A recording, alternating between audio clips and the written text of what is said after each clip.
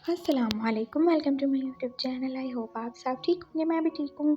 और आज मैं आपके साथ एंग्री बर्ड का 11 पार्ट जो कि सेकंड लास्ट पार्ट है उसको शेयर करने वाली हूँ। स्टोरी पसंद आए तो लाइक और कमेंट कर दीजिएगा। नाम पसंद आए तो हेट कमेंट मत कीजिएगा, बल्कि प्यार से अच्छे अच्छे वर्ड्स में बता दीजिएगा कौन सी चीज़ आपको अच्छी नहीं लगी। और वैसे भी ये स्टोरी छोटी सी थी जो कि अब एंड होने वाली है नेक्स्ट पार्ट में। और इसके बाद इंशाल्लाह हमारी न्यू स्टोरी स्टार्ट होने वाली है। और मैं फिर से बता दूँ कि उसमें कोई भी शेयरिंग वाला कोई भी ऐसा वैसा काम नहीं है। और वो तभी स्टार्ट करूँगी जब आप लोग फ्री होंगे और आप मुझे बताएंगे कि आप शुरू कर देनी चाहिए। ठीक हो गया ना? तो चलें हम अपनी स्टोरी की तरफ चलते हैं। वांग जी ने उशियान को खोने के डर से हाँ तो कर दी थी, लेकिन वो अभी तक उन सारे 3 सालों के दुख को और उन बातों को भुला नहीं पाया था जो भी उशियान ने जाने से पहले किया था। और उसने कोई सफाई भी तो नहीं दी थी, ना ही खुद को इनोसेंट प्रूव किया था। बस वो यही कहता था कि उसने ऐसा कुछ नहीं किया। लेकिन अब वांग जी वो ये सब बर्दाश्त नहीं कर सकता। उसे पूरा पूरा प्रूफ चाहिए था। हाँ, वो उशियान को अपना रहा है, वो उससे शादी कर रहा है, लेकिन वो उसे दिल से अपनाना चाहता है। वो चाहता है उसके और उशियान के बीच में जो भी मिसअंडरस्टैंडिंग है उसे क्लियर करके फिर उसे अपनी ज़िंदगी में शामिल करे, क्योंकि कोई भी रिश्ता जिसकी बेस ही ट्रस्ट पे ना हो वो कभी भी आगे नहीं बढ़ सकता। और वांग जी नहीं चाहता था कि उसके और उशियान के रिश्ते में कहीं भी थोड़ा सा भी शक या बेयकीनी हो। और अभी इसी शक को दूर करने के लिए तो वो सुबह सुबह उसके दरवाजे के बाहर ही खड़ा नॉक कर रहा था।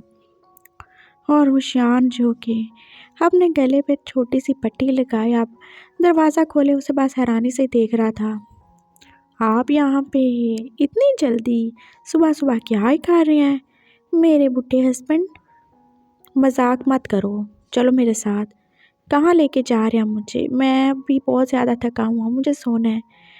हाँ, कहीं और लेके जाना है तो फिर बता दें, अगर कोई ज़रूरी काम है तो।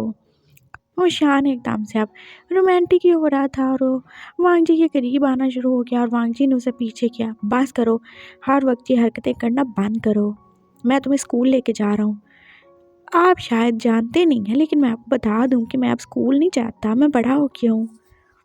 हाँ, पता है तुम बहुत ज़्यादा ही बड़े हो गए हो, चलो मेरे साथ। अब मेरे आगे ज़ुबान चलाने की ज़रूरत नहीं है। शादी करनी है ना तो मानो मेरी बात। और अब उशियान बस चुपचाप उसके पीछे पीछे चलने लगा था। और वाघ जी ने भी तो अपनी नेक को अच्छे तरीके से कवर ही कर लिया था। जो कुछ कल रात को उशियान ने उसके साथ किया था वो नहीं चाहता था कि कोई भी उसके प्यार की निशानियाँ देख ले और फिर वाघ जी का जीना ही हराम हो जाए। और अब वो बस गाड़ी में बैठ के स्कूल ही जा रहे थे। और उशियान ने कितनी बार पूछा था कि यार वो स्कूल क्यों ही जा रहे हैं, लेकिन वाघ जी ने उसे कुछ भी नहीं बताया। और स्कूल जाके वांग जी ने बस वैन चाओ के बारे में पूछा था। हमें मिस्टर वैन चाओ से मिलना है, जो यहाँ पे 3 साल पहले टीचर थे। क्या आप भी हैं? लेकिन वो तो बहुत साल पहले ही ये स्कूल छोड़ के जा चुके हैं, उन्हें तो गए हुए 3 साल हो गए हैं।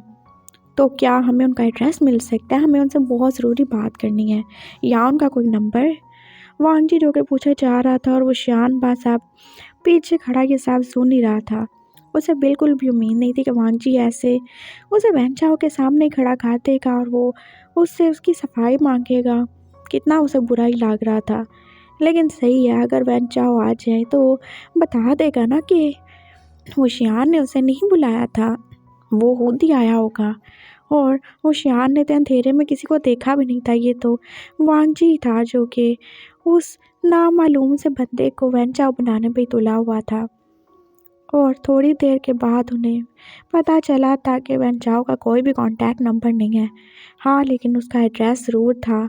और अब वांग जी वो एड्रेस लेके फिर से हुशियान का हाथ पकड़े ड्राइव भी कर रहा था। और वो कितना ही ज़्यादा सीरियस लग रहा था।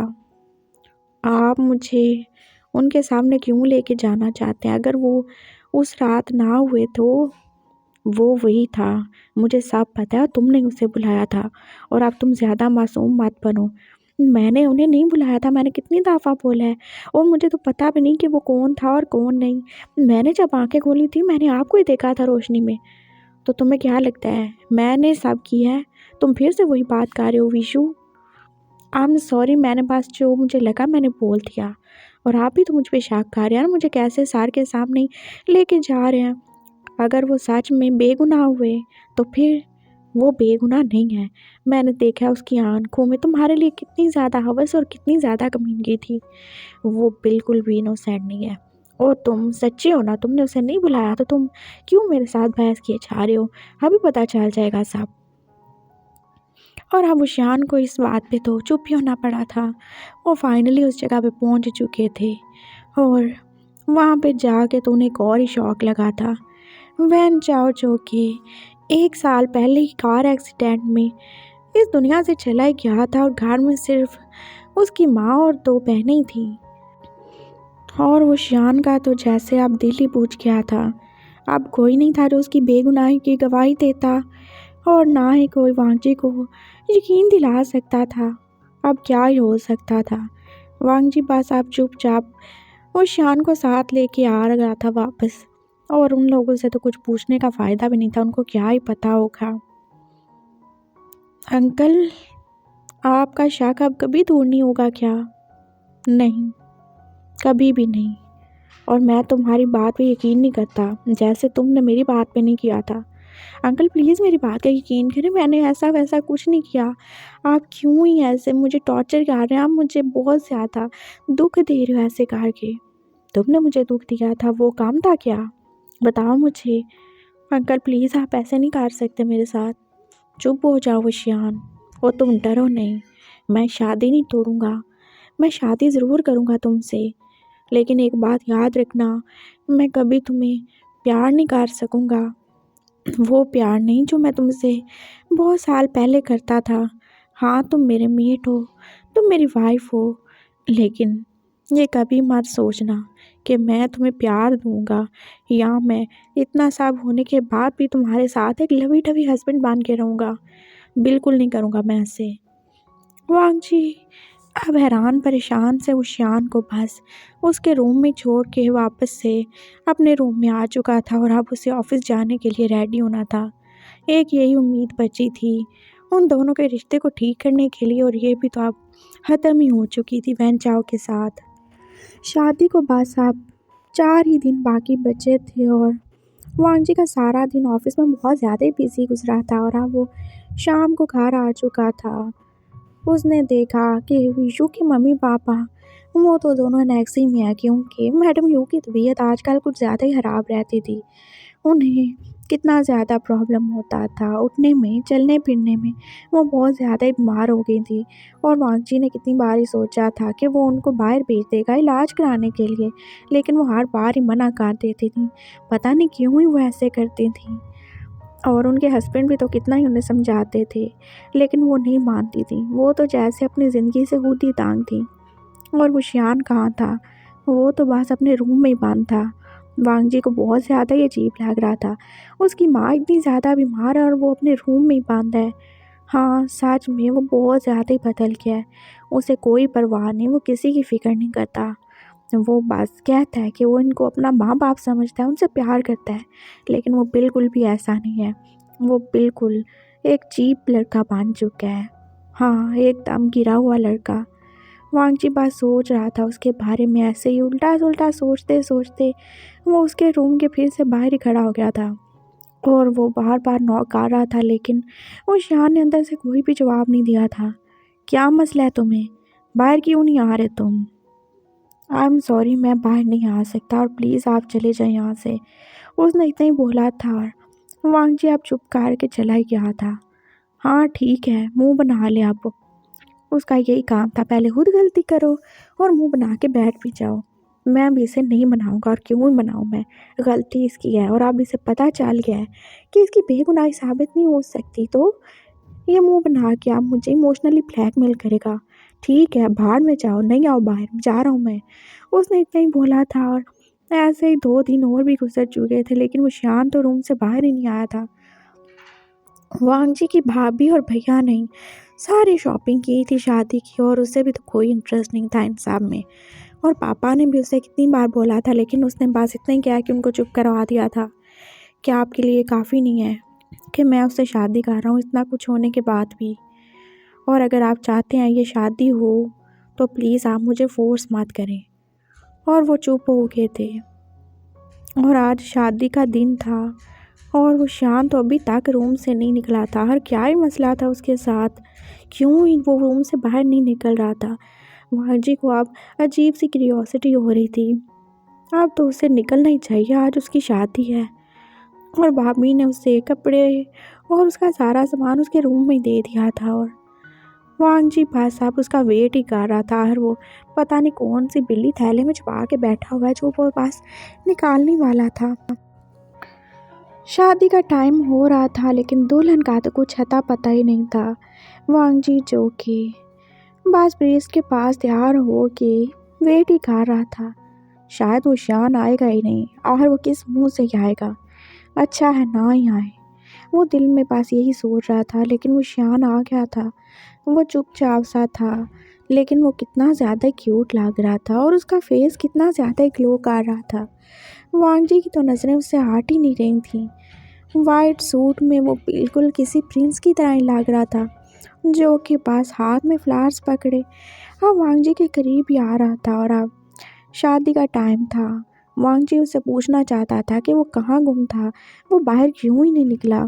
लेकिन उसका ग्लो करता हुआ फेस उसे कुछ कुछ समझा ही रहा था। लेकिन वो मुझसे कुछ समझेगा भी क्यों, वो मुझसे ही पूछेगा। और अभी सवाल जवाब का कोई टाइम नहीं था। शादी हो रही थी और वांगजी को जैसे विंग की सेंट बहुत तेज़ तेज़ ही फील हो रही थी। क्या ये हीट में है, लेकिन इसने बताया क्यों नहीं। वो बस यही सोच रहा था। वो एक दूसरे को एज ए हस्बैंड और वाइफ एक्सेप्ट कर चुके थे। और अब जैसे ही वांगजी ने विंग का हाथ पकड़ा था और उसे रिंग पहना रहा था तो वो तो एकदम से जैसे शॉक ही हो गया। वो कितना ज़्यादा गर्म था, जैसे वो तो बुखार में ताप ही रहा हो। और जब किस करने की बारी आई थी तब तो वांगजी के जैसे होंठ ही जल गए थे। वो इतना ज़्यादा बीमार है, उसे इतना तेज़ बुखार है, क्या हुआ होगा उसे। तुम हीट में हो क्या, वांगजी ने उसे पूछ ही लिया था। और वो शियान ने बस सार हिला दिया था। शादी हो चुकी थी और अब उससे खड़ा भी नहीं हुए जा रहा था। वो बस अब गिरने ही वाला था। और फिर पापा ने उसे जल्दी से रूम में भेज दिया था। वो बहुत ज़्यादा बीमार था। और वांगजी वो बस अब अकेला ही खड़ा अपने सारे गेस्ट को वेलकम कर रहा था और सब उसे मुबारक ही दिए जा रहे थे। हाँ, कुछ हंस भी रहे थे वांगजी और होशियान के इतने ज़्यादा एज गैप पे। लेकिन कोई नहीं, हो जाएगा सब, एकदम से कोई भी एक्सेप्ट थोड़ी करेगा। सब गेस्ट जा चुके थे और वांगजी भी अब अपने रूम में आने के लिए रेडी था। और उसके पापा ने उसे अपने पास बुला लिया था। वो कितने ज़्यादा खुश थे। देखो वांगजी, जो होना था हो चुका है और वो श्याम तुमसे प्यार करता है, वो बहुत ज़्यादा शर्मिंदा है। तुम उसे कोई भी सज़ा मत देना और उसके साथ अच्छे से रहना। वो बीमार है, तुम उसके हस्बैंड हो, उसे तुम्हारी ज़रूरत है, तुम्हें उसके साथ रहना है। और प्लीज़ मैं फिर से कह रहा हूँ, जो कुछ हो गया उसे भूल जाओ, उसे एक्सेप्ट कर लो। तुम भी उससे प्यार करते हो, ऐसे खुद को उससे दूर रख के खुद को और उसको सज़ा मत दो। प्लीज़ मेरी रिक्वेस्ट है तुमसे। इट्स ओके पापा, प्लीज़ मुझसे रिक्वेस्ट नहीं करें। मैं अच्छे से रहने की कोशिश करूँगा, लेकिन मैं अब भी उसे दिल से एक्सेप्ट नहीं कर पा रहा। मैं नहीं भूल पा रहा साहब, लेकिन मैं कोशिश करूँगा। आप मुझे ज़्यादा फोर्स मत करें प्लीज़। मैं भी आपसे रिक्वेस्ट कर रहा हूँ, मैं कोशिश करूँगा, ज़रूर करूँगा। वो पापा का हाथ पकड़कर उन्हें तसल्ली दे के अब अपने रूम में जा रहा था। लेकिन ये क्या, रूम में तो कोई भी नहीं था। वो शियान किधर था। वो अब उसे इधर उधर ढूंढ रहा था। वो वॉशरूम में भी नहीं था। और उससे तो अब उसके रूम से ही आवाज़ आ रही थी। कहाँ होगा वो, अपने रूम में चला गया। लेकिन क्यों। वो अब उसके रूम के बाहर आया था, दरवाज़ा खुला ही था और उसने देखा वो बेड पे लेटा हुआ था, अपने छोटे से टैडी को हाँ किए। वो कितना ज़्यादा ही सैड लग रहा था। आज उसकी शादी थी लेकिन वो खुश नहीं था। उसके फेस पे इतना ज़्यादा दुख क्यों था। क्या है, आप यहाँ क्या कर रहे हो, तुम्हारा रूम अब ये नहीं वो है। मैं वहाँ पे क्यों ही जाऊँगा? आप तो मुझे अपनी वाइफ़ एक्सेप्ट नहीं ना करते और वैसे भी मैं हीट में हूँ। मैं नहीं चाहता कि आप मुझे फिर से गलत समझें। आप तो यही समझेंगे कि मैं अपनी हीट का फ़ायदा उठाते हुए आपके करीब आया, आपको सेड्यूस किया। मैं ऐसा कुछ नहीं करना चाहता। मुझे यहीं रहने दें आप प्लीज़ जाएँ, जाके सो जाएँ। और वैसे भी आप जब मुझे दिल से अपनी वाइफ़ एक्सेप्ट ही नहीं करते तो क्या ही फ़ायदा है एक रूम में रहने का? मैं नहीं जाऊँगा। आप चलो ड्रामे मत करो। घर में इतने सारे लोग हैं और पापा वो परेशान हो जाएँगे। उठ जाओ। ऐसे तमाशा मत करो इतने लोगों के बीच में। मैं कोई तमाशा नहीं कर रहा। आई एम सॉरी लेकिन मेरी तबीयत सही नहीं है, मुझे यहाँ पे ही रहने दें। मैं आपको इफ़ेक्ट नहीं करना चाहता। बस बहुत हो गया। ऐसे भी कोई खुशबुएँ नहीं उठ रही जो कि मैं अपना होश ही खो दूँगा। उठ जाओ आप, बहुत ड्रामे कर लिए तुमने। वांगजी ने अब उसे एकदम से ब्राइडल स्टाइल में जैसे उठा लिया था और उसे लेके वो अब अपने रूम में जा रहा था और उसकी भाभी पास उसकी तरफ देख के अब स्माइल कर रही थी। हाँ ले ठीक है, ले जाओ अपनी दुल्हन को और याद रखना मैंने तुमसे क्या ही बोला था। और वो अब उनके सवाल का जवाब बस एक स्माइल से ही दे सकता था और वो रूम में चले गए थे अपने। वो शान को उसने उतार दिया था और वह अब उसे नाराज़गी से देख रहा था। मैं कोई छोटा बच्चा नहीं हूँ, मैं चल सकता हूँ। हाँ तो फिर चल के आ जाते ना। आप ड्रामे मत करो, आराम करो। मैं तुम्हारे लिए मेडिसिन मंगवा दूँ क्या? नहीं मुझे नहीं चाहिए, मुझे कोई मेडिसिन नहीं चाहिए। मैंने ले ली है, थैंक यू। और बस आज का ही दिन है, कल मैं ठीक हो जाऊँगा। आप बेड पे सो जाएँ, मैं यहाँ पे सोफ़े पे सो जाऊँगा। वो शान ने बस इतना ही बोला था और वो अब सोफ़े पे जाके लेट चुका था और वांगजी को उसकी फ़िक्र हो रही थी। वो इतना ज़्यादा बीमार था, फिर भी वो क्यों ही ऐसे कर रहा था, क्यों ऐसे रिएक्ट कर रहा था। वांगजी अब जाके अपने बेड पे लेट ही चुका था। हाँ उसे भी नींद आ रही थी, था कि क्या था वो। उसने अपनी आंखों पे बाजू रख लिया था और अब सोना चाहता था। हाँ ठीक है, हो गई शादी, सुहाग रात का क्या है, होती रहेगी। और वो जब दिल से इस रिश्ते पे राज़ी नहीं है तो वो क्यों ही वो शान के साथ कोई रिलेशन बनाए। नहीं बनाना उसे, नहीं बनाना। वो बस यही सोच रहा था और उसने आंखें बंद ही कर ली थी। 1 घंटा ही गुजरा था लेकिन वांगजी को नींद तो आ ही नहीं रही थी। उसके दिल में बस यही दर्द था, यही चुभन थी। आज उसका विशु, उसका वो शान उसके इतने पास है, वो उसकी वाइफ बन चुका है लेकिन उसे टच नहीं कर सकता, उसके करीब नहीं जा सकता सिर्फ उस बात की वजह से। जितना दिल उसका दुख है उसके बाद वो उसके करीब जाना भी नहीं चाहता। लेकिन क्या करे वो उससे दूर रह भी नहीं सकता। वो कितना ज़्यादा इनोसेंट है, कितना ज़्यादा क्यूट लग रहा है। और इस दिन का, इस रात का तो वांगजी ने कितने सालों से ही इंतज़ार किया था। लेकिन अब कैसे ही वो उसके करीब जाए, क्या करे वो बस इसी कश्मकश में था। अचानक उसने फील किया था कि वो शियान अपने सोफ़े से उठ गया था और उसने आंखें बंद ही रखी थी। वो बस फील करना चाहता था कि वो क्या ही कर रहा है, कहाँ जा रहा है। और फिर उसने बस इतना ही आवाज़ सुनी थी कि वो शियान अब वॉशरूम में जा चुका था और उसने दरवाज़ा बस ऐसे ही बंद कर दिया था। ये वॉशरूम में क्या ही करने गया होगा और उसे तो सोना था ना, उसे तो नींद आ रही थी। वांगजी सोच रहा था लेकिन उसे अंदर से कोई आवाज़ भी नहीं आ रही थी।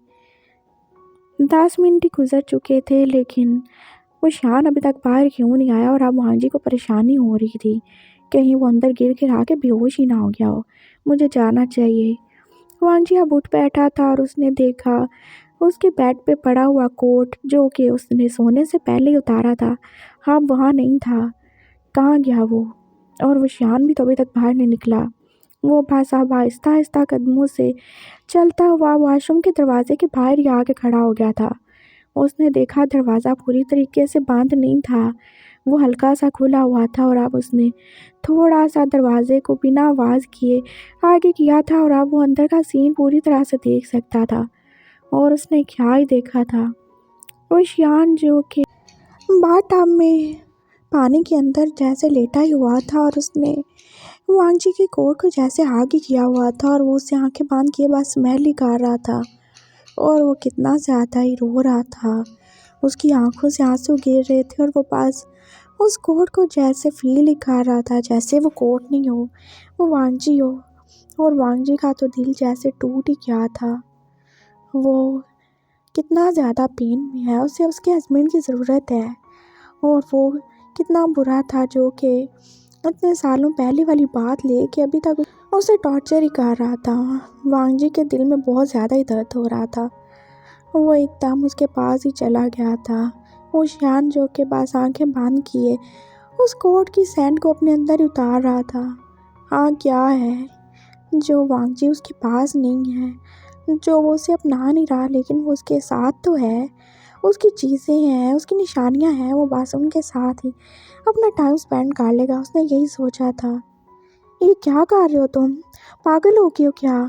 वांगजी ने एकदम से जैसे पानी बंद किया था और उसका हाथ तो जैसे ठंडा ही हो गया था। वो कितना ठंडा पानी था, और ये नवंबर का महीना ही था और वो इतने ठंडे पानी में बैठा हुआ था पूरे 10 मिनट से। वांगजी ने फिर से उस यान को टच किया था और वो तो पूरा का पूरा बुहार में था। तुम पागल हो गए हो विशु, उठो यहाँ से, तुम्हें सर्दी हो जाएगी, तुम्हारी पहले भी तबीयत ठीक नहीं है। मैं पागल ही हूँ, मैं बहुत बुरा हूँ, आप मुझे यहाँ पे रहने दें, यही मेरी सज़ा है। मैं बस आपसे दूर रहूँ, इसीलिए तो मुझे अपना नहीं ना रहे। मैं बहुत बुरा हूँ ना, मेरा करैक्टर ठीक नहीं है ना। मैं तो आधी रात को लोगों को बुला लेता हूँ ना अपने साथ नाइट स्पेंड करने के लिए। मैं बहुत ज़्यादा बुरा हूँ, आप प्लीज़ चले जाएँ यहाँ से, मुझे छोड़ दें। क्या बकवास किए जा रहे हो? मैंने ऐसा वैसा कुछ नहीं बोला। हाँ, आपने ऐसा वैसा कुछ बोला है, और ज़रूर ही बोला है, और आप हमेशा ही बोलते हो और आप यही समझते हो मैं बुरा हूँ ना, मैं बहुत ज़्यादा बुरा हूँ। चले जाइए यहाँ से, बस छोड़ दे मुझे मेरे हाल पे। तुम ऐसे कैसे कर सकती हो? ये मेरा कोट वापस करो। जब पूरा का पूरा तुम्हारा हस्बैंड तुम्हारे साथ है तो तुम इन बेजान चीज़ों का सहारा क्यों ही ले रहे हो? उठो यहाँ से, मुझे नहीं जाना, छोड़ दे मुझे। और आप कौन से मेरे हस्बैंड हो गए? नहीं, आप मेरे हस्बैंड, आप तो मुझे अपनी वाइफ मानते ही नहीं, आप तो मुझे अपना मेड नहीं मानते, आप तो मुझे प्यार ही नहीं करते, मुझसे नफरत करते हैं ना। आप बहुत होगी तुम्हारी बकवास। वांगजी ने एकदम से उसे उठा ही लिया था और वो अब उसे लेके रूम में ही आ चुका था। और उसे उठाने के चक्कर में वांगजी के अपने कपड़े भी तो सारे के सारे गीले हो चुके थे। इतने ठंडे पानी में वो पागल सा लड़का न जाने कब से ही बैठा हुआ था, और अब वांगजी ने उसे ला के बेड पे बिठा दिया था। तुम बहुत ज़्यादा पागल हो, तुम्हारे ये पागलपन के दौरे जो है ना, किसी दिन तुम्हारी और मेरी दोनों की जान ले लेंगे। बस आप चुप करके बैठे रहना। वांगजी टॉवल ले आया था और उसने उसको ड्राई किया था, और अब वो जैसे उसकी शर्ट ही उतार रहा था। उसे कोई फ़र्क नहीं पड़ता कि वो अभी क्या ही सोचेगा उसके बारे में। उसे बस इतना पता है कि उसका प्यारा सा उशान बीमार है और उसे उसका ख्याल रखना है। वो अब उसकी शर्ट उतार के उसे दूसरी शर्ट पहना चुका था, और फिर उसने उशान को उसकी पैंट दी, ये लो पहन लो। अब शर्ट पहना दी है तो पैंट भी पहना दे, मैं बीमार हूँ ना। है, क्या बोल रहे हो तुम? अभी तो तुम रो रहे थे। हाँ, बस ऐसा ही हूँ मैं, पहना दे, मुझसे कुछ भी नहीं हो रहा, मुझे बहुत ज़्यादा पेन हो रहा है, सच में मैं बहुत ज़्यादा ही पेन में हूँ। वो श्यान ने अब देख लिया था कि वांगजी कैसे ही उसकी केयर कर रहा है, और उसका नॉटी मोड तो अब ऑन ही होने वाला था। और वांगजी को अब उसकी हेल्प करनी थी। वो बस उसके पैंट उतारने ही वाला था, और फिर उसने उतार भी दी थी, और उसने अपना मुंह दूसरी साइड पे कर लिया, और उसने पैंट उसके आगे खा दी थी। ये लो पहनो इसे। अच्छा, मुझे तो पता ही नहीं कैसे ही पहनूं मैं। वो दोबारा से पीछे गिर चुका था और उसके ड्रामे अब स्टार्ट हो ही चुके थे। वांगजी ने बस मुश्किल से ही उसको पैंट पहना दी थी, बिना उसकी तरफ देखे, और अब उसके अपने कपड़े भी तो गीले ही हो रहे थे। उसने अपनी शर्ट उतारी और अब वो शर्ट को चेंज करने ही वाला था, और फिर उस यान ने जैसे उसे शर्ट लेस देखा था तो वो तो अपना कंट्रोल ही खो चुका था। उसने एकदम से आगे बढ़ के उसको आग कर लिया। बस करें ना, क्यों पहन रहे हैं? नहीं पहने, मेरे साथ रहें, मुझे आपकी ज़रूरत है। तुम पागल हो गए हो, पीछे हो जाओ, मेरे साथ कुछ भी करने की ज़रूरत नहीं है। अभी तुमने क्या ही बोला कि तुम्हें मेरी हेल्प नहीं चाहिए? हाँ, वो तो बोल दिया, लेकिन सच में हेल्प चाहिए। करो ना हेल्प, देखो मैं बीमार हूँ, मैं हीट में हूँ, कर दोगे हेल्प तो अच्छा होगा मेरे लिए। मैं तुम्हारी कोई हेल्प नहीं करने वाला।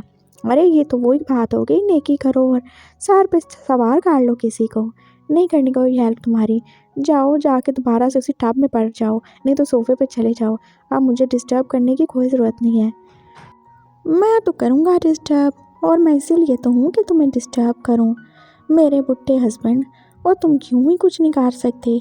आप नहीं करोगे तो कब करोगे? बताओ मुझे, क्या तुम बहुत ज़्यादा बुड्ढे हो गए हो? क्या तुम्हें कुछ फ़ील नहीं होता?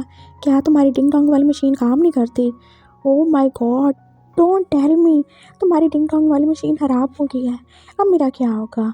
हमारे बच्चों का क्या होगा, वो जो दुनिया में आने के लिए कब से रोज़ मेरे ख्वाबों में आके मुझसे रिक्वेस्ट ही करते हैं कि मामा हमें जल्दी से दुनिया में ले आओ।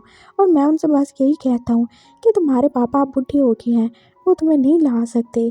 तो क्या मेरी बात सच हो गई? ओह नो, मैं क्या ही करूँगा? मेरे प्यारे बच्चों, मुझे माफ़ करना। तुम्हारा बूढ़ा बाप तुम्हें दुनिया में नहीं ला सकता, और ना ही वो तुम्हारी इस यंग सी जवान सी मामा को प्यार कर सकता है। उसे तो बस शक करना आता है।